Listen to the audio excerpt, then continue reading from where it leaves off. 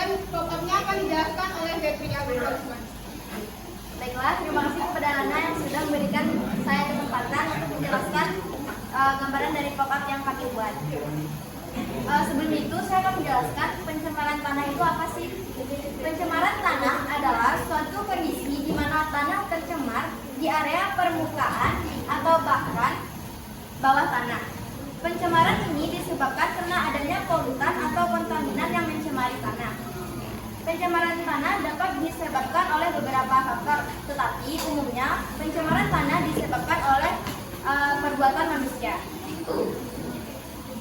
Meskipun disebabkan oleh proses alamiah, kontaminan yang ada di tanah tetap saja berbahaya dan berpotensi menimbulkan banyak dampak negatif terhadap kehidupan. Seperti pada pop-up kita yang telah kita buat, terdapat satu lingkungan yang masih asri yang belum tercemar dan satu lingkungan yang sudah tercemar. Pada lingkungan yang belum tercemar atau masih asri, terdapat pepohonan yang masih rimbun dan adanya sumber makanan dari hewan.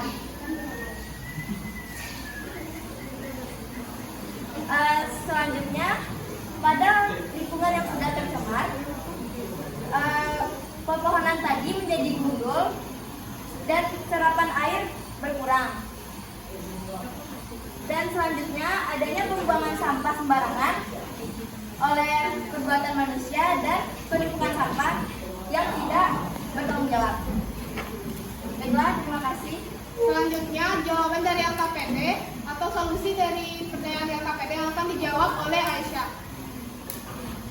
Permasalahan dari dalam artikel yaitu pertama pencemaran tanah akibat sampah industri, yang kedua pencemaran tanah akibat penebangan liar, dan yang ketiga penebangan sampah, pencemaran sampah akibat limbah manusia. Pertanyaannya yaitu apa dampak dari pencemaran tanah akibat sampah industri? Yang kedua, bagaimana kondisi tanah apabila tanah telah terjadi penebangan liar? Dan yang ketiga, apa saja macam-macam limbah manusia yang dapat menyebabkan pencemaran tanah? Solusi dari pertanyaan-pertanyaan yang telah kami siapkan yaitu yang pertama, melakukan daur ulang sampah anorganik seperti plastik, logam, kaca, dan karet. Yang kedua, melakukan reutilizasi atau melakukan penanaman ulang. Yang ketiga, menggunakan metode yaitu reuse, dan recycle. Selanjutnya, alat dan bahan yang kami gunakan yaitu alatnya gunting, lem tembak, pisau, cutter, dan bahannya yaitu styrofoam, kain panas, busa dapon, origami, mainan, karton jerami, dan bubur kertas. Dan yang terakhir, cat akrilik. Cara kerjanya yaitu menentukan dan membuat desain pop-up tanah. Yang kedua, membangun fondasi dari styrofoam dan membentuk setengah lingkaran. Yang ketiga, membuat latar yang sudah membentuk setengah lingkaran menggunakan cat akrilik dengan menggunakan teknik melukis. Lalu dengan membuat awalnya kami menggunakan busa dapon. Dan di sini ada pencemaran dan di sini ada pencemaran sebelum dan sesudah pencemaran tanah. Pada sebelum terjadinya pencemaran tanah, kami buat elemen-elemen seperti pohon dari kertas origami dan karton jerami dan tanaman-tanaman, lalu ditambahkan dengan hewan dan pencermin. Yang kedua, untuk yang sudah tercemar, kami menambahkan sampah yang terbuat dari origami yang dibentuk kecil-kecil, lalu mobil mainan dan pohon yang sudah besar akibat pencemaran tanah. Dan pada hari yang terakhir adalah kesimpulan dan presentasi.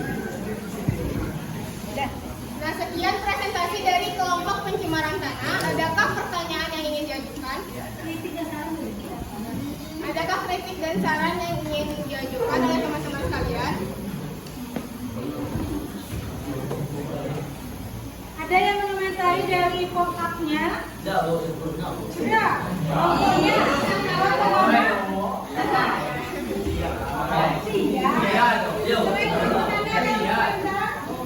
Ada? Udah? Oke? Nggak ada kemudian? Jika tidak ada kritik dan saran, maka lanjut ke sesi pertanyaan. Adakah pertanyaan yang ingin teman-teman berikan? Silakan keberatan. Dari kelompok Barat. Sebelumnya faktor dari pencemaran tanah ada dari bahan kimia dan bahan kimia berbahaya. Apa upaya yang dapat dilakukan untuk mencegah tindakan industri dan pabrik-pabrik yang menggunakan bahan kimia berbahaya yang dibuang pada akhirnya ke tanah? Apa langkah mencegah atau preventifnya? Mohon maaf, bisa diulang lagi pertanyaannya? Bagaimana apa upaya mengatasi tindakan pembuangan zat kimia berbahaya ke tanah yang menyebabkan pencemaran tanah? Terima kasih kepada Anda. Ada pertanyaan lain yang ingin diberikan? Silakan kepada. Apa? Perkenalkan, nama saya Nisa Mediana dari kelompok pencemaran udara. Pertanyaan saya adalah, bagaimana pencegahan pencemaran tanah akibat feses atau tinja?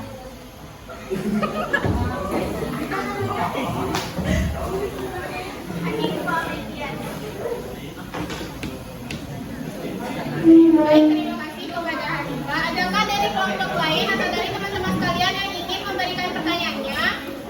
Ya, silakan.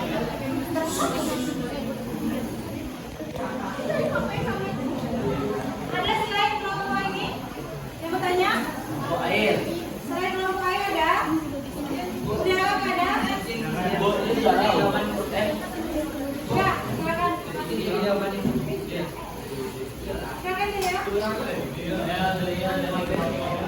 Jadi saya ingin bertanya, selain longsor apa bencana atau dampak buruk dari pencemaran tanah?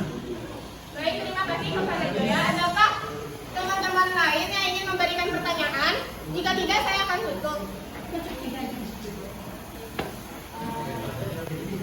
Pertama, saya akan menjawab jawaban dari adalah untuk mengatasi pembuangan limbah di tanah.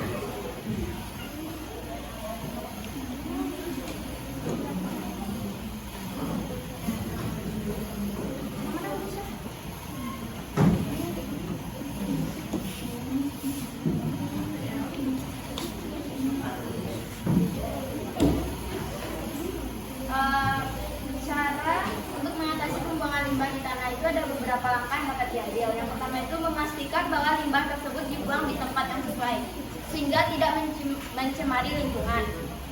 Selanjutnya dapat dilakukan dengan cara termal, stabilisasi, solidifikasi secara fisika, kimia maupun biologi dengan cara teknologi bersih atau ramah lingkungan. Hal tersebut terdapat pada pengolahan limbah B3.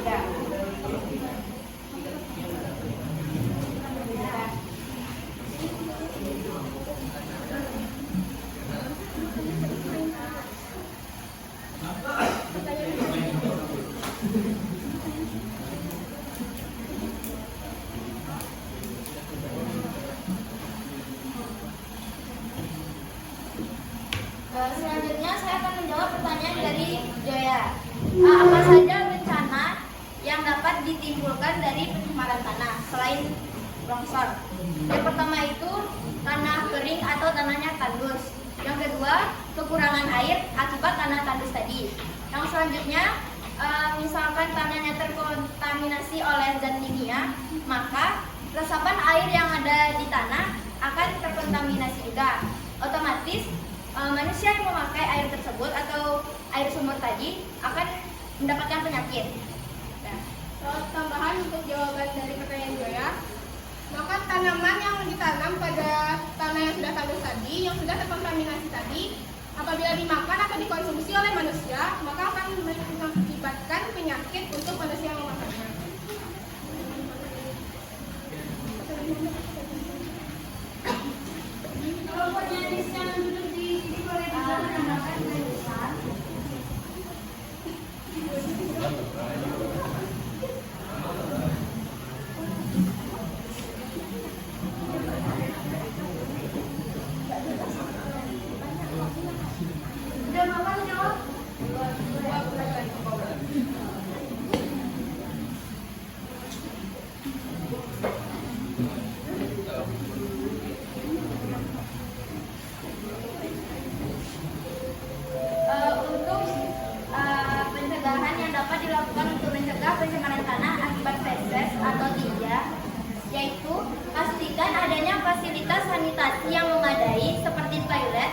sesuai dengan standar higienis.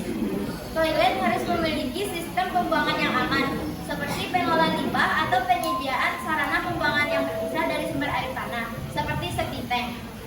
Apakah jawabannya sudah memuaskan? Belum? Sudah. Sudah.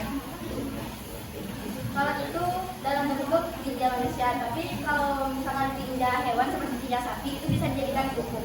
Tinja manusia? Itu kan tinja manusia dijadikan. Adakah dari teman-teman lain yang ingin menambahkan jawaban? Jika tidak, saya akhiri presentasi dari kelompok kami. Wabillahi taufiq wal hidayah.